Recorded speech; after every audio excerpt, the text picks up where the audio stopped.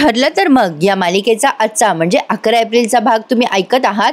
तर प्रेक्षकांनो, आजच्या भागामध्ये आपल्याला जरा बरंच काही सीन बघायला मिळणार आहेत. आता या प्रियाने ना अति आगाऊपणा करत सायलीची कंप्लेंट केली आहे रविराजांकडे. तिने ते मोबाईल वगैरे लावला ना म्हणून, त्यामुळे सायलीला आता एक नोटीस मिळणार आहे. पण मला असं वाटतं हे सगळं रविराज नाही घडवून येत. प्रियाने हे जे कांड केलंय ना त्यामुळे ती फसणार आहे असा माझा पूर्ण कॉन्फिडन्स आहे, कारण तिने ओव्हर कॉन्फिडन्स दाखवला इथे. तर सुरुवातीला प्रतिमा आणि रविराज यांचं डिस्कशन दाखवलंय. प्रतिमा त्या म्हणत असतात आपल्या माणसाचे आभार मानू नये तरी थँक्यू. रविराज म्हणतात कशासाठी. प्रतिमा त्या म्हणतात माझ्या मनावरचं दडपण कमी केलं ना तुम्ही. तुमचा राग गेला नसता तर काय करावं मला कळत नव्हतं. तुम्ही योग्य निर्णय घेऊन तन्वीला माफ केलात. रविराज म्हणतात अगं मी तरी असं किती दिवस राग धरून राहणार होतो. माझ्या रागाचं ओझं खूप जास्ती होतं ग. ते कधी ना कधी कमी होणारच होतं. आपली तन्वी मुलगी आहे ग आपली, शेवटी तिच्या आयुष्याचा प्रश्न होता. मग प्रतिमा त्या म्हणतात की सोडवला तो सायलीने. आता इकडे बघा अश्विन आणि प्रियाचं बोलणं दाखवलंय. अश्विन म्हणतो आज त्या सायलीने जास्तीच ड्रामा केला ना. मग प्रिया म्हणते हो ना, काय डोळ्यातनं पाणी काय काढत होती, संसाराचा त्याग वगैरे किती नाटकं करत होती ती सायली. नाही म्हणजे मीच वाट बघत होते की बाबा कधी शांत होतील कधी नाही, आणि मला माहित होतं रे अश्विन बाबाचा राग कधी ना कधी गेलाच असता. आता पुन्हा प्रतिमा त्या आणि रविराज यांचा सीन दाखवला. आता या प्रतिमा त्या म्हणतात मुळात कीर्तनाची कल्पना सायलीचीच होती आणि तिने जी त्यागाची भावना त्यात घेतली ना हे सगळं सायलीच करू शकते. अहो तुम्हाला एक सांगू, या क्षणाला मला असं वाटलं ना, आता ते सायलीचा त्यांना तो सीन आठवतो. ती जेव्हा म्हणते ना मी संसाराचा त्याग करायला तयार आहे. आता त्या बोलता बोलता एकदम थांबून जातात. रविराज म्हणतात काय ग काय झालं प्रतिमा, बोल ना, थांबलीस का बोलता बोलता. प्रतिमा त्या म्हणतात नाही हो काही नाही झालं. रविराज म्हणतात अगं बोल ना प्रतिमा, आपण किती दिवसानंतर मनमोकळेपणाने बोलतोय, बोल तुझ्या मनात काय येते. मग आता प्रतिमा त्या म्हणतात खरं सांगू तुम्हाला, अश्विनशी लग्न करण्याचा निर्णय तन्वीचा होता आणि तन्वीने तुम्हाला सांगायचं नाही हे मला सांगितलं होतं. म्हणजे हे सगळा निर्णय तन्वीचाच होता. पण तरी सुद्धा संसाराचा त्याग करायचा मनाचा मोठेपणा आपल्या तन्वीने दाखवायला हवा होता. सायलीची जबाबदारी नव्हती तुमचा राग काढण्याची, पण तरी सुद्धा ती जबाबदारी सायलीने घेतली. आता त्या एवढंच बोलतात आणि पुन्हा अश्विन आणि प्रियाचं सीन दाखवलंय. म्हणजे दोन्ही कपल मधलं डिस्कशन दाखवलंय त्यांनी. प्रतिमात्याचं म्हणणं आहे की सायलीची खरं तर जबाबदारी नव्हती रविराजांचा राग काढायची, तन्वीची जबाबदारी होती, पण तरी सुद्धा ती सायलीने निभावली आहे. इकडे प्रिया म्हणते अरे बाबाचं माझ्यावर एवढं प्रेम आहे ना की ते माझ्यावरती रागवू शकले नसते जास्ती दिवस, पण या सगळ्याचं क्रेडिट सायलीला घ्यायचं होतं ना नेहमीप्रमाणे. त्यावर अश्विन म्हणतो तिला सवयच आहे ग, कसं सगळं तिला जमतं, तुला नाही जमत, मुद्दाम नाटक करते ती. आणि दादा तर काय तिच्या नाटकाला फसतोच नेहमी. म्हणजे हा स्वतः फसतो आणि सांगतोय अर्जुनच्या बद्दल. किती एखाद्या माणसाला कॉन्फिडन्स असावा स्वतःबद्दल. असो तर आता प्रिया म्हणते नाहीतर काय, आता त्या सायलीच्या नाटकाला आपले घरचे काही फसत नाही. अरे सगळे तिला चांगले ओळखायला लागलेत घरातले. पूर्णाजीने कसं सडेतोड उत्तर दिलं ना तिला. आता इकडे रविराज म्हणतात हे बघ प्रतिमा, तू तन्वी आणि सायलीची तुलना करतेस. त्यावर प्रतिमा त्या म्हणतात नाही हो अजिबात नाही, पण मला तुम्हाला एवढंच सांगायचंय, तुम्ही नेहमी मला विचारता ना की सायली माझी एवढी लाडकी काय, त्याचं उत्तर देते मी तुम्हाला. माझी सायली ना वेगळंच रसायन आहे बघा. कधी कधी असं वाटतं की मी तिच्या वयाची असताना सायली सारखीच असेल का. कसं आहे ना प्रेक्षकांनो, आता ही प्रिया एवढी ओव्हर कॉन्फिडन्स झालेली आहे, तिला असं वाटतं की आता आपल्या हातून काहीही चूक घडणार नाही आणि आपण वागू तसं सगळे ऐकतच राहतील. असं होत नाही ना. आता ती ओव्हर कॉन्फिडन्स मध्ये फसणार आहे. तर बघा अश्विन पुन्हा प्रियाला सांगताना दिसतोय अगं आपल्याला बरं झालं ना सांगायला झालं की तिने काहीही केलं तरी ती आपल्यासाठी परकीच आहे. घरच्यांनाही कळलं ना की ती किती खोटारडी आहे. म्हणजे तिने एवढा मस्का मारला तरी तिचा चेहरा कसा बारीक झाला होता ना, सगळं वाया गेलं तिने केलेलं. बरं झालं आता याच्यापुढे ती कुठलाही निर्लज्जपणा करणार नाही. हे अश्विन जरा जास्ती बोलतोय असं नाही वाटत आहे का. आणि पुन्हा अश्विन म्हणतो कसं की यापुढे आता माझ्या बायकोचं डोकं शांत राहील. आता रविराज म्हणतात प्रतिमा तुला एक सांगू, अगं कसं ना आपल्या रागाचं ओझं कसं जास्ती असतं ना ग, आता कसं छान वाटतंय मला, हलकं हलकं. असो तर आता रविराज विचार करतायत सायली बद्दल बरं का. म्हणजे कुठेतरी त्यांना विचार येतोय की खरंच हे सायलीने जे केलं ते चांगलं केलं. इकडे आता पुन्हा अर्जुन आणि सायलीचं सीन त्यांनी दाखवलाय. सायली विचारत असते अहो आपल्याच केसचा अभ्यास करतायत का, चला ना नाश्ता करूयात. अर्जुन म्हणतो हो पण एक मिनिट मला ना जरा विचारायचं होतं तुम्हाला. तेवढं चैतन्य पण आलाय बरं का यांच्या खोलीमध्ये. अर्जुन सायलीला विचारत असतो तुम्ही तुम्ही मला सांगत होतात ना की प्रियाच विलासला आश्रमात घेऊन आली, तुम्हाला कधी डाऊट नाही आला का की ते दोघं आधीपासून एकमेकांना ओळखतात? आता सायली म्हणते नाही हो, विलास तसा सगळ्यांशीच बोलायचा, पण असं कधी त्या दोघांच्या बोलण्यावरून वाटलं नाही की ती दोघं एकमेकांना आधीपासून ओळखतात. अर्जुन म्हणतो आश्रमाची व्हॅल्यू न खूप जास्ती आहे. महिपतने आश्रमासाठी एवढा घाट घातला, एवढं सगळं प्लॅनिंग केली, हे काही आश्चर्य नाहीये. पण तुम्हाला कधी आठवतं का प्रिया आणि विलास कधी बाहेर भेटले किंवा काही डिस्कशन केलं? चैतन्य या दोघांचं बोलणं मन लावून ऐकतो आणि एका क्षणाला वैतागतो. चैतन्य म्हणतो अरे इथे लग्न झालेलं जोडपं बाहेर जायला तयार नाहीये, ते तन्वी आणि विलास कशाला बाहेर जातील? सायली म्हणते अगं बाई चैतन्य भाऊजी तुम्ही कधी आलात? चैतन्य म्हणतो हे काय, आत्ता तुम्ही दोघं रोमॅन्टिक गप्पा मारत होते ना तेव्हाच. तुमच्या दोघांचा रोमॅन्स बघून माझ्या अंगावर रोमांच उभे राहिले. चैतन्य या दोघांना चिडवत असतो. मैपतचा प्लॅन वा वा वा, यासारखा उच्च रोमॅन्स मी कुठे पाहिला नाही. तन्वी आणि विलास वा वा वा, या दोघांबद्दल तर प्रेमात पडलेलं जोडपंच बोलेल ना. काय तुम्हा दोघांना ना थोड्या लाजा वाटल्या पाहिजे. लाजा, थोडीशी लाज बाळगा जरा. तुमच्या दोघांच्या गप्पा ऐकून ना माझ्या अंगावर शहारा आला, शहारा. तुम्हाला दुसऱ्या कुठल्या गप्पा मारता येत नाही का? नेहमी बघाव तेव्हा आश्रम केस, आश्रम केस. त्यावर सायली म्हणते चैतन्य भाऊजी अहो केस सुद्धा महत्वाची आहे ना. चैतन्य म्हणतो हो सुद्धा, सुद्धा याचा अर्थ कळतो ना वहिनी. अहो इतर गोष्टी सुद्धा महत्वाच्या असतात. एकमेकांसोबत जरा वेळ घालवा, वेळ द्या. अर्जुन म्हणतो घालवतो ना वेळ आम्ही. चैतन्य म्हणतो कसा वेळ घालवता सांगा बरं जरा मला. नाही म्हणजे मान्य आहे मला तुमचं लग्न नवीन नाही, पण तुमचं प्रेम नवीन आहे ना. एकमेकांच्या डोळ्यात डोळे घालून काय मैपत शिकरीची आठवण काढत असता का तुम्ही दोघं जण? आता अर्जुन त्याला सांगायला जातो अरे असं नाहीये, आम्ही दोघं काही फक्त केसबद्दल नाही बोलत, आम्ही काल रोमॅन्टिक डेटवर गेलो होतो मस्त. आता चैतन्य म्हणतो कुठल्या रेस्टॉरंटमध्ये गेला होतास रे?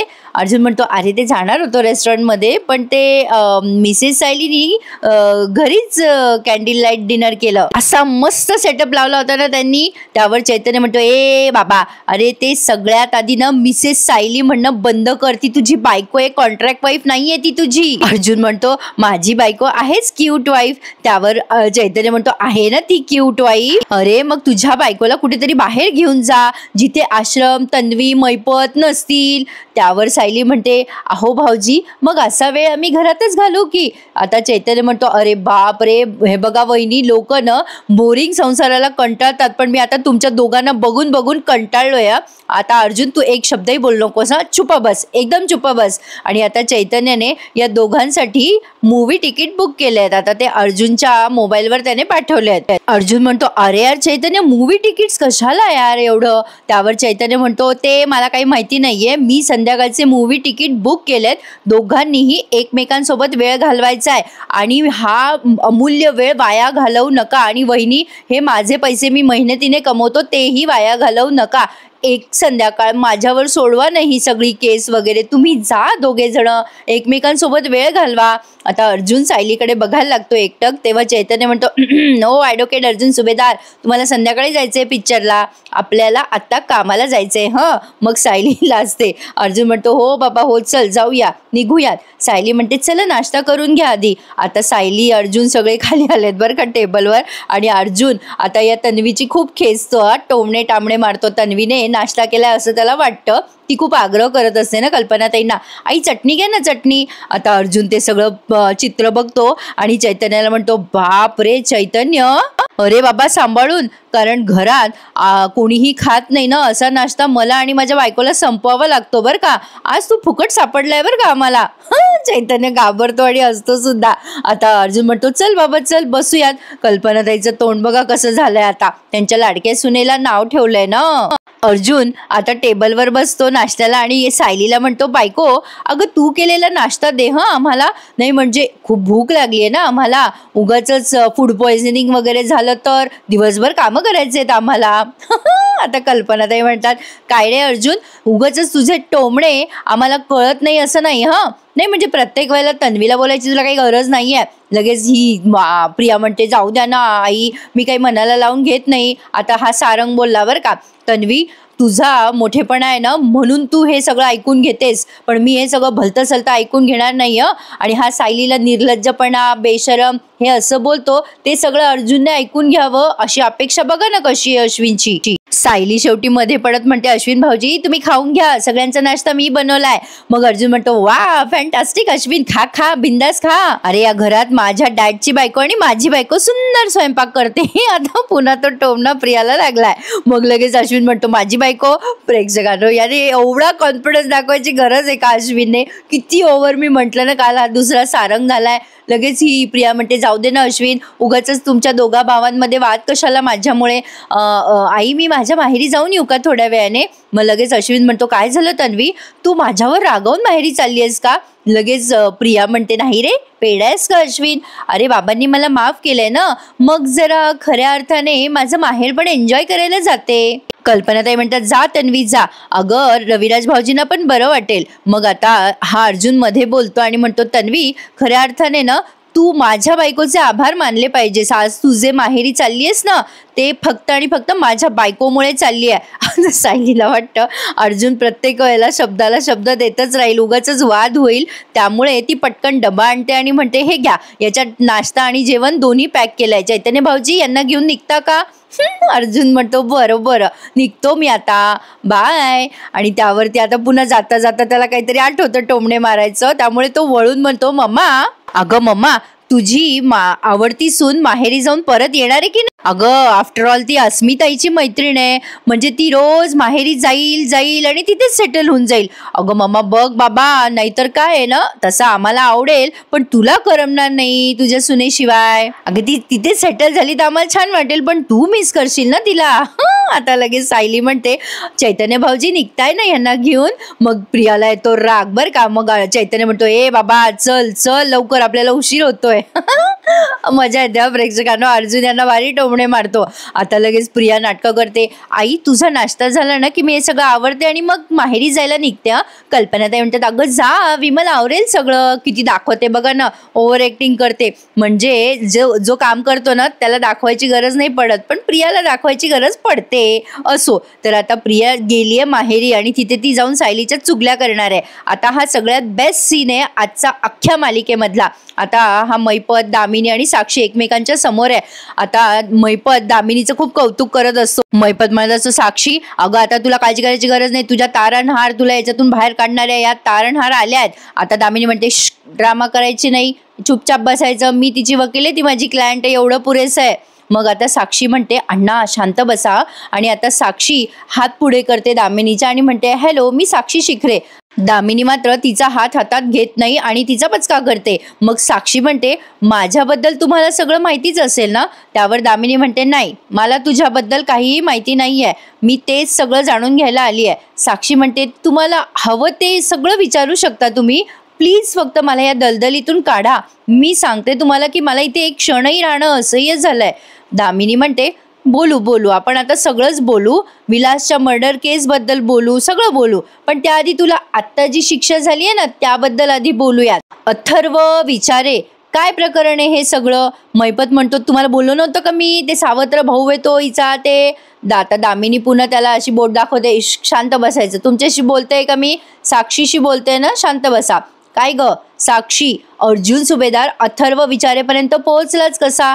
त्यावर साक्षी म्हणते, अर्जुन सुभेदारनं खूप हुशार वकील आहे, आम्हाला कशाचीच कल्पना नसताना या अर्जुन सुभेदारने अथर्व विचारेला डायरेक्ट कोर्टात आणला हो. आता साक्षीने झालेलं प्रकरण अर्धवट सांगितलंय दामिनीला, ते तिच्या पटकन लक्षात आलंय, कारण दामिनी सुद्धा खूप हुशार आणि एफिशियंट अशी वकील दाखवली आहे. इथे सगळं आधी त्यांनी म्युझिक ऐकवलं आणि अथर्वचा तो एक फोटो फ्लॅशबॅक केला. आता ही साक्षी म्हणते, ठीक आहे मी थोडंफार खोटं बोलले असेल, पण त्या अर्जुन सुभेदारने त्याचा गैरफायदा घेतला, मी फक्त इतकंच म्हणाले होते. आता दामिनी तिला म्हणते, शांत बस. नंबर 1, माझ्याशी बोलताना खोट्याचं खरं आणि खोट्याचं खरं एवढं काहीही बोलायचं नाही आणि या फालतू टर्म्स तर अजिबात वापरायच्या नाही, त्यामुळे घाणेरडा साळसूतपणाचा वास येतो. हा साळसूतपणा आपल्या कामाचा नाहीये, बरोबर? मैपत पुन्हा मध्ये बोलतोच आणि म्हणतो, परत नको बोलूस साक्षी असं.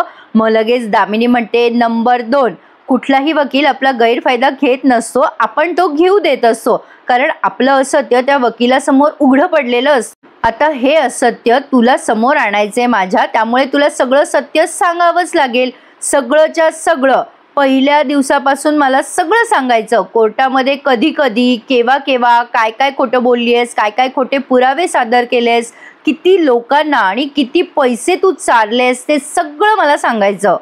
प्रेक्षकांनो, महिपत या दामिनीकडे कसा बघतोय बघा. मला तर आता असं वाटायला लागलंय महिपत दामिनीच्या प्रेमात न पडो, पण तरी सुद्धा रविराज आणि दामिनी यांचे काहीतरी जुने लागे बांधे असू शकतात असा माझा अंदाज आहे. रॅदर हे असं दाखवलं तर काही इंटरेस्टिंग होईल. म्हणजे रविराजाने तिला केसमध्ये हरवलं असेल किंवा एक्सेट्रा एक्सेट्रा काहीही असू शकतं. त्यामुळे दामिनीने या केसमध्ये इंटरेस्ट दाखवलाय असा माझा अंदाज आहे. तर आता साक्षी नुसती हिच्याकडे बघत असते बरं का. त्यावर दामिनी म्हणते, तुला करताना लाज नाही वाटली ना, मग बोलताना का लाज वाटतीये, चल बोल, सगळं सगळं बोल. मग आता साक्षीने ना नुसते असे ओठ हलवलेत आणि म्युझिक दाखवलंय आपल्याला. आणि आता सगळं फ्लॅशबॅक दाखवण्यात आलंय. म्हणजे साक्षीने कुठे कुठे कसे कसे खोटे पुरावे कोर्टात सादर केले. सगळ्यात आधी तर ते रेकॉर्डिंग दाखवलंय की तिने असं ते अण्णांसोबत मिळून ते सगळं डाव रचला होता ना, की तिला उलट्या झाल्या. मग शिवानी नावाची एक पोरगी आणली होती त्यांनी. मग अर्जुनने ते पुरावे सुद्धा कोर्टामध्ये हाणून पाडले. त्यानंतर अथर्व विचारे आणला. हे सगळं सगळं त्यांनी आपल्याला व्हिज्युअलाइज करून दिलंय. पण या सगळ्यामध्ये ना प्रेक्षकांनो, साक्षी हे विसरतीये की प्रिया नावाचा जो एक महत्त्वाचा पुरावा त्यांनी अर्जुनच्या घरात सोडलाय, त्याबद्दल त्यांनी दामिनीला अजून काही सांगितलेलं नाहीये. त्यामुळे कदाचित दामिनी या सगळ्यांपासून अनभिज्ञ आहे. आणि जर दामिनीला हे कळलं तर त्या गोष्टीमुळे या सगळ्यांना खूप प्रॉब्लेम होऊ शकतो. पण आता मजा येणार आहे प्रेक्षकांनो. म्हणजे आजचा एपिसोड त्यांनी जरा बेसिक दाखवलाय पण चांगला दाखवलाय. तर साक्षीने आतापर्यंत जे जे काही खोटे पुरावे उभे केले ते सगळे दामिनीला ऐकवलेत आणि दामिनीने तिचं बोलणं फोनमध्ये रेकॉर्ड केलंय. तर आता पुढे बघा, अर्जुन आणि चैतन्य यांचा सीन दाखवलाय. आज बरेच सीन दाखवलेत त्यांनी एका मागोमाग एक. पण आता अर्जुन आणि सायली जे पिक्चरला गेले ना, तिथे काहीतरी होईल, कारण विनाकारण तो सीन दाखवणार नाही असं मला वाटतंय. आता चैतन्य काहीतरी अर्जुनला सांगत असतो तेव्हा अर्जुनचं लक्ष नसतं. आता चैतन्य म्हणतो, अरे काय झालंय अर्जुन, अरे जरा इथल्या ग्रहावर ये, पृथ्वीवर ये, काय चाललंय तुझं, काय चाललंय रे अर्जुन तुझ्या डोक्यात. आता अर्जुन म्हणतो, अरे आश्रमाचीच केस चालू आहे रे माझ्या डोक्यात, माझं लक्ष आहे तुझ्याकडे. पण एक सांग मला, म्हणजे तन्वी आणि विलास हे दोघेही जण एकमेकांना आधीपासून ओळखतात, ही पॉसिबिलिटी असू शकते ना चैतन्य? नाही म्हणजे मुद्दाम ती विलासला आश्रमात घेऊन आली असंही असू शकतं. तिने आश्रमात कोणाला कळूही दिलं नाही ती आणि विलास एका टीममध्ये आहे म्हणून. आता चैतन्य म्हणतो, अरे एवढं बेसिक लपवाछपवी तन्वी करूच शकते. मग अर्जुन म्हणतो, अरे म्हणजे काय, तू घरी येऊन बघ, अरे एवढी ऍक्टिंग करत असते ती सकाळ संध्याकाळ, आमच्या घरी येऊन बघ चैतन्य, अरे तिला तर बेस्ट ऍक्टिंगचा पुरस्कार वगैरे दिला पाहिजे. अरे मम्मा आणि पूर्णाजी सारख्या बायका तिच्या इन्फ्लुएन्स खाली येत आहेत, म्हणजे विचार कर ती किती पोहोचलेली चीज आहे. पण आश्रमातल्या लोकांना इतक्या सहजासहजी ती फसवू शकते, तिच्यासाठी काय अवघड आहे हे सगळं. चैतन्य लागतो आता हसायला. आता बघा पुढे अर्जुनचं काय म्हणणं आहे. अरे चैतन्य, मिसेस सायली म्हणत होत्या की तन्वी फक्त विलासशी नीट वागायची पण कमी बोलायची कामापुरतं. पण ते दोघे म्हणजे काही प्लॅनिंग वगैरे करत असतील तर आश्रमातच करत असतील का आश्रमाच्या बाहेर करत असतील? आय थिंक सो आश्रमातच काहीतरी प्लॅनिंग करत असतील. मग चैतन्य म्हणतो, नाही रे, मला तर वाटतं ते आश्रमाच्या बाहेर किंवा फोनवर बोलत असतील. मग अर्जुन म्हणतो, एक्झॅक्टली, आपण तन्वीचे तेव्हाचे कॉल रेकॉर्ड चेक करायचे का चैतन्य, आणि आत्ताचे सुद्धा? मला असं वाटतं त्यावरून आपल्याला सगळ्याच गोष्टी क्लिअर होतील. चैतन्य म्हणतो, अरे बाबा, पण तन्वीचे कॉल रेकॉर्ड एवढ्या सहज नाही मिळणार आपल्याला. आता अर्जुन म्हणतो, नाही नाही नाही, नक्कीच मिळणार नाही एवढ्या सहजासहजी तिचे कॉल रेकॉर्ड. अरे तू अप्लाय तरी करून बघ. चैतन्य म्हणतो, हो मी करेलच रे अप्लाय, पण ही सगळी प्रोसेस ना जरा लांबलचक असते अर्जुन. आणि त्यात महत्त्वाची गोष्ट म्हणजे साक्षीचे नसले तरी तन्वीचे वकील अजून रविराज सर आहेत, त्यामुळे हे आपल्याला जड जाईल रे अर्जुन. म्हणजे तिचे कॉल रेकॉर्ड काढणं हे खूप कठीण असणार आहे आपल्यासाठी. अर्जुन म्हणतो, कठीण आहे चैतन्य, पण आपल्याला प्रयत्न तर करावा लागेल ना, तू कर तर खरी अप्लाय. आता अर्जुन तन्वीचे कॉल रेकॉर्ड काढणार आहे, त्यामुळे त्याला सगळं चित्र स्पष्ट होऊ शकतं प्रेक्षकांनो. पण आता ते आपल्याला कितपत खरं दाखवत आहेत हे बघणं पुढे इंटरेस्टिंग असेल. मग आता चैतन्य याला आठवण करून देतो संध्याकाळची. ओ ॲडव्होकेट अर्जुन सुभेदार, अहो तुम्ही ॲडव्होकेट म्हणून करतायत सगळी कामं, पण आता नवऱ्याचं कर्तव्य पार पाडायचं आहे तुम्हाला. अरे किती वाजले ते बघ बाबा, तुला जायचंय शोला. अरे तुझ्या बायकोसोबत पिक्चरला जायचंय, तुला पिकअप करावं लागेल ना सायली वहिनीला. अर्जुन म्हणतो अरे यार हो खरंच, अरे आहे थोडासा वेळ अजून, मी काय करतो एवढं काम संपवतो आणि मग जातो मूवीला. चैतन्य त्याला चिडवत म्हणतो ए अर्जुन हॅव फन हा. अर्जुन म्हणतो अरे बाबा मला जाऊ तरी दे आधी, तू ते अप्लाय कर रेकॉर्डसाठी. तर आता या सायलीबाई सगळं स्वयंपाक पाणी आवरून निघालेल्या असतात. मूवीसाठी जायचं आहे ना तिला, तर मस्त आवरण्यासाठी ती निघाली आहे. आता या कल्पनाताई काहीतरी लिहित बसल्यात बरं का, तिथे कसली तरी यादी करतात. आता मला असं वाटतंय, म्हणजे मी जस्ट गंमत म्हणून म्हणते, सायली उगाचच यांच्या नाकात बोटं घालते प्रेक्षकांनो. आता त्यांच्या त्या बसल्या ना गपचूप, कशाला त्यांच्याशी बोलत बसायचं, पण नाही सायलीला वाटतं बोलावं, संवाद साधावा सासूबाईंशी. तर असो, सायली आता त्यांच्या जवळ आली आहे आणि म्हणते आई काय करताय तुम्ही, तुम्हाला काही हवं आहे का. पण कल्पनाताई काही तिला रिस्पॉन्स देत नाही. मग ही स्वतः बोलून घेते त्यांच्याशी. जात असतेवर पुन्हा माघारी येते आणि म्हणते आई मी रात्रीचं जेवण बनवून ठेवलंय, मी आणि हे सिनेमाला चाललोय. चैतन्य भाऊजीने आग्रह केला, तिकीट काढले ना म्हणून. त्यावरती कल्पनाताई म्हणतात लग्नाच्या कॉन्ट्रॅक्ट सारखी गोष्ट आम्हाला सांगायची नाही आणि सिनेमाला जातोय हे सांगून जायचंय, विचित्रच आहे बाई सगळं. सायली म्हणते आई तुम्हीच आम्हाला आग्रह करायचा ना, बाहेर जा, एकमेकांना वेळ द्या, आम्ही सिनेमाला जातोय हे बघून तुम्हाला आनंदच होईल ना. बरोबर जरी राग असला ना तरी तुमच्या मनातली माया काही कमी होणार नाहीये आई. त्यावर कल्पनाताई म्हणतात मी तुला विचारलं का तू कुठे चालली आहेस, उगाचच एवढं बोलायची तुला गरज नाहीये. आता सायली म्हणते हो आई तुम्ही मला नाही विचारलं, पण तरी सुद्धा तुम्हाला प्रश्न पडलाच होता की मी कुठे चालली आहे, म्हणून मी आपलं तुम्हाला त्याचं उत्तर दिलं. पण आता कल्पनाताई जरा मवाळ झाल्या हे तितकंच खरं प्रेक्षकांनो, म्हणजे त्यांच्या चेहऱ्यावरचे एक्सप्रेशन्स छान होते आज. सायली म्हणते आई मला माहिती आहे आम्ही परत येईपर्यंत तुम्ही वाट बघाल आमची, तुमच्या मनातलं प्रेम वाढत जाणार आहे हेही मला माहिती आहे. आता सायलीने हे त्यांना अगदी कॉन्फिडेंटली सांगितलंय. सायली म्हणते आई मी निघते आणि आम्ही लवकर परत येऊ, काळजी करू नका आणि वेळेत जेवा तुम्ही. सायली एवढंच बोलते आणि निघून जाते. तर आता इकडे ही बया पोहोचली ना माहेरी, आणि माहेरी आल्यावर प्रिया म्हणत असते आई मला किती छान वाटतंय, काय सांगू तुला, मला वाटलं होतं माझं माहेर तुटतं की काय कायमचं. मग प्रतिमा त्या सायलीचं कौतुक करत म्हणतात सायलीने तसं नाही होऊ दिलं. मग लगेच प्रिया म्हणते हो ते आहे, पण आता मी माझं माहेर पण एन्जॉय करणार आहे बरं का, मस्त खाणार पिणार मज्जा करणार. एरवी काय करत असते ही, 24 तास तेच करते ना. मग नागराज म्हणतो सासरी फार काम करावं लागतं वाटतं तुला. मग लगेच प्रिया म्हणते हो मग करणारच मी काका, शेवटी मी माझ्या आईची मुलगी आहे. असो, तर एवढंच काय ते यांचं डिस्कशन दाखवलंय. आता उद्या बघणार आहोत आपण की रविराज तिथे आल्यावर प्रिया त्यांना चोंबडेपणा करते बरं का, की सायलीने मोबाईल लपवला होता माझ्या खोलीत वगैरे वगैरे. पण हे बोलून ती फसली आहे, कारण तिने रविराजांना अलर्ट करून टाकले किंवा प्रतिमात्याला सुद्धा. पण असो, आता हे रोमॅन्टिक कपल पोहोचलेत मूवी डेटला. आता अर्जुन तिथे गेल्यावर सायलीला म्हणतो बघ, अर्जुन जरा रोमॅन्टिक झालेला असतो. तो सायलीला म्हणतो बघितलं का इथे जी माणसं उभी आहेत ना ती तिथे तिकीट काउंटरवर आहे, ही सगळी लोक जळतात बरं का माझ्यावर सायली, कारण सगळ्यात सुंदर मुलीबरोबर मी इथे आलोय. किती फॉर्मल बोलतात ना एकमेकांशी. असो, आता सायली म्हणते तुम्हाला पण इथे ज्या मुली दिसत आहेत ना या इथल्या सुद्धा, या बाजूच्या सुद्धा, या आपापसात कुजबुजताय बरं का, या सगळ्या कुजबुजतायत, कारण मी सगळ्यात रुबाबदार पुरुषासोबत आली आहे ना मूवी बघायला. आता सायली अर्जुनला पहिली भेट आठवून देते, जेव्हा हे मूवी थिएटरमध्ये भेटले होते ना, पहिला एपिसोड बघितला ना प्रेक्षकांना तुम्ही. आता ते मुलं त्याच्या बुटावर कॉफी सांडतात तेव्हा अर्जुन चिडलेला असतो, सायली ते आठवून देते अर्जुनला. सायली म्हणते तेव्हा तुम्ही 1 नंबरचे चिडके बिब्बे होतात. तेव्हा अर्जुन म्हणतो आठवत आहे मला, पण तुम्हाला सांगू मी कधी मूवी थिएटरच्या आजूबाजूला सुद्धा फडकत नव्हतो, पण चैतन्याने बळजबरी इथे आणलं होतं. सायली म्हणते आम्हाला तरी कुठे पिक्चर वगैरे बघायला मिळायचा, पण पोरांना खूप हौस होती ना म्हणून आम्ही आणलं होतं त्यांना. नेमकं त्या दिवशी त्यांना पॉपकॉर्न खायचे होते आणि माझ्याकडे पुरेसे पैसे सुद्धा नव्हते. अर्जुन म्हणतो आठवत आहे मला.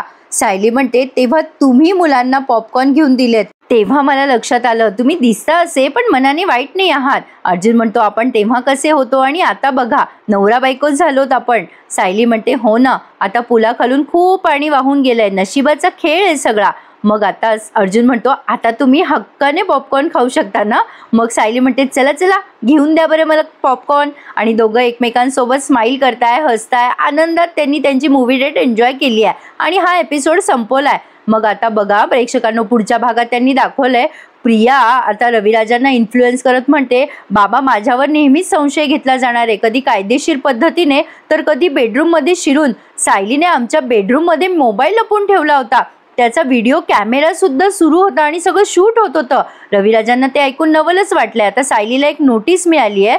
प्रिया आता घरी आलेली आहे तिच्या, आणि प्रिया तिला म्हणते, अगं तू जो माझ्या खोलीत मोबाईल कांड केलास ना, तो माझ्या बाबांना कळलाय. नोटीस आली आहे तुला, माझ्या बाबांनी पाठवली आहे तुझ्या नवऱ्यासाठी. सायली आता तिच्याकडे रागाने बघते आणि इकडे अर्जुनला दामिनीने दिलेली नोटीस मिळाली. मला तरी वाटतंय प्रेक्षकांनो की प्रियाने हे सगळं रविराजांना सांगून खूप मोठी चूक केली आहे. तुमचा अंदाज मला कळवा. आणि हो, आता येणारे एपिसोड इंटरेस्टिंग होतील असं वाटतंय तर खरी, कारण बऱ्याच घडामोडी जरा वेगाने घडू लागल्यात. बघूयात पुढे काय काय घडतंय. तर आज तुर्तास त्यांनी एवढंच दाखवलंय. तर आजचा एपिसोड आवडला असल्यास माझ्या मेहनतीसाठी एखादा लाईक करायला विसरू नका आणि पुढचे आपले दोन्हीही रिव्ह्यूज एन्जॉय करा. तर भेटूयात उद्या पुन्हा एकदा. तोपर्यंत टेक केअर. धन्यवाद.